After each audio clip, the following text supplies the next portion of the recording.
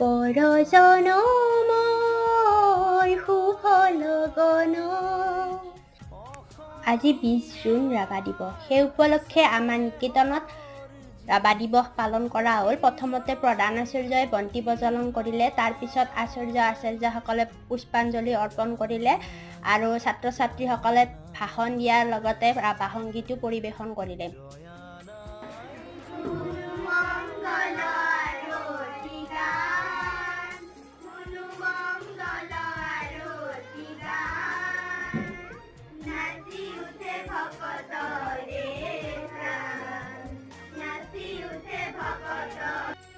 এনেদৰে কলাগুৰু বিষ্ণুপ্ৰসাদ ৰাভাৰ কুঁৱৰী ৰাভা দিৱস অনুষ্ঠিত হৈ গ'ল।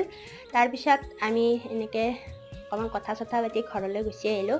বাৰু গাইজ, আজিলৈ ইমানে। যদি ভিডিঅ'টো ভাল পালে লাইক কৰিব, চেনেলটো ছাবস্ক্ৰাইব কৰিব। পুনৰ লগ পাম অন্য এটা